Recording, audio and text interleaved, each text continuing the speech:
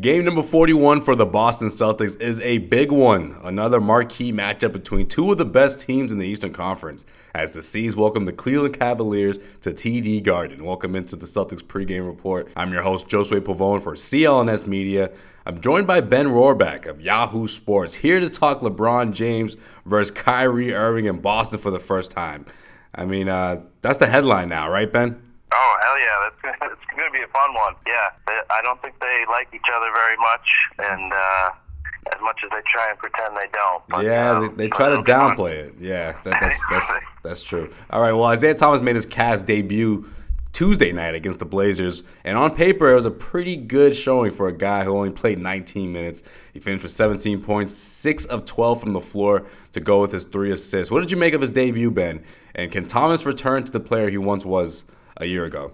I mean, that was about as good as the Cavs could have hoped for. He is going to score. It's pretty clear. He did look a little out of shape and not very good on defense, but I think that was sort of to be expected after 7 months off or whatever. But he looked amazing scoring the ball, and that's pretty much what they're going to ask of him anyway. So, I mean, I wouldn't be surprised if he was an electric scorer come playoff time. Yeah, I think that jump shot from right inside the arc was looking as good as it was last year. Of course, he's a little sluggish with his moves to the basket, but he certainly finished a couple of times. Yeah, I was surprised about that one finish where he kind of got past, I think it was Napier, and took a hit and got right back up. I mean, it just sort of reminded you of the Isaiah Thomas we were used to the last couple of years. I mean, you wondered whether he would, have a little hesitancy trying to drive the lane with the hip issue, but clearly it's kind of out the window. I mean, once he gets on the floor, he probably forgets all about it and plays the way that he's used to. Well, another thing that's definitely out of the window is the Celtics video tribute that they had planned for tonight. Isaiah Thomas told him to hold off on it, and then he clapped back at CLNS's own Jimmy Murphy, who covers the Bruins for us at CLNS Media. When Jimmy accused him of having a bigger ego than LeBron James, Isaiah says that he would rather see the tribute video during a game that he's actually playing in. He says it's not about him; it's about him and his family. And he also called Jimmy a dumbass. But you know what? I guess he got his point across here. Well, the next time the Cavs are in town will be the same night that the Celtics are going to retire Paul Pierce's number 34, which of course created a back and forth between Celtics Twitter. What's your take on this? And is Isaiah Thomas in the wrong for asking the Celtics to reschedule his video tribute? What do you think? No, I mean, I thought his originally when I saw the story that he didn't want it was a little weird, but once he explained it, I mean, it makes complete sense. He wants to be on the floor. He wants to get the reception when he's actually playing. He wants his family to be there to see him, playing against the Celtics. It all makes sense to me. I don't really see it as a big deal. I mean, and when he's there, if he's there tonight on the bench, then he's going to get a huge reception from the fans, and they'll give him sort of a welcome back to Boston moment now, and then he'll get his video tribute later. I don't really see any issue with it. So you don't think he's stepping on Paul Pierce's toes? Because I'm in agreement with you. I don't see it as like a disrespect to Paul Pierce. I just think it's something that I didn't. Was that a thing? I didn't even really see that. But that's it. I wonder if he even knew that. I mean, you wonder if he was just like, I'll just do it the next time I come, and he didn't really know that the next time he comes is the Pierce thing. It is a little weird that they'll do that both on the same night, but hey, it'll be a fun game. I don't really think they'll be stepping on their toes. It's not like no one's not gonna appreciate Paul Pierce's number being retired. Right. I mean, it'll just be an even better night. I don't know. I think that's weird that becomes a thing.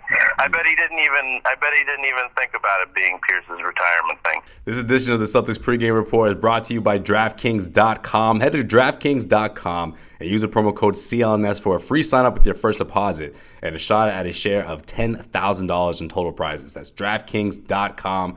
Use the promo code CLNS and get yourself paid. The Celtics became the first team to reach 30 wins on New Year's Eve when they knocked off the Nets. It's the first week of January, yet they're pretty much halfway through their 82-game schedule, remarkably. Mostly due because of their trip across the pond when they take on the 76ers in London. Is this heavy Celtics schedule a blessing in disguise for such a young group that has dropped a few games here and there, but for the most part have turned in one heck of a season so far? Or can we anticipate it to eventually catch up with Boston and we'll start seeing a string of losses? What do you think?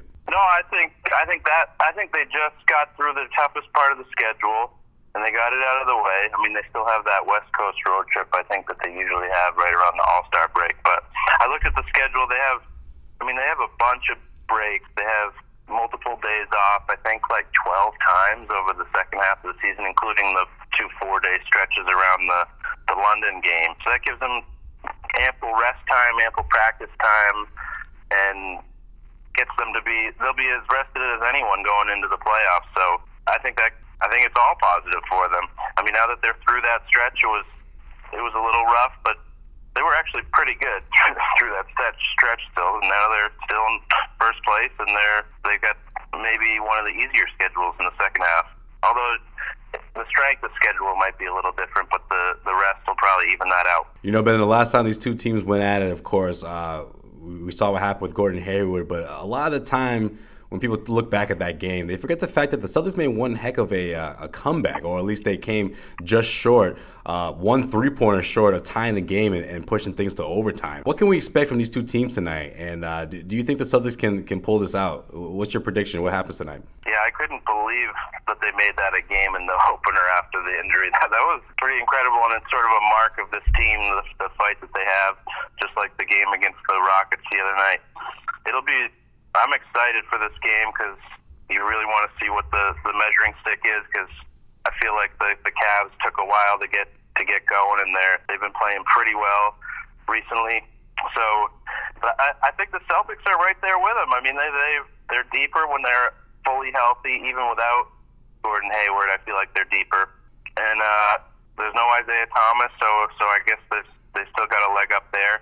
I think it'll be a great game. I think it'll be really close. And it'll be big for the Celtics if they can show that they can beat Cleveland, because they've been sort of getting hammered by them the last few years. Who do you think wins? I'll have to say the Cavs. I feel like LeBron just wants to keep the Celtics down. Yeah, that's usually. I mean, he does pretty good at the Garden. You know, he has a good track record. Yeah. And when he's trying, it's a different story. Seems like he's been trying this year. He's been trying really hard. He's having one heck of a season. Yeah. With Harden down for a couple weeks, it'll be interesting because he's going to play his way into that MVP conversation. Definitely, no question. All right, well, he is Ben Rohrbach of Yahoo Sports. Ball Don't Lie. Check out his stuff on Yahoo Sports. Always a great read. So you should definitely check it out. I also find him on Twitter at @brohrbach.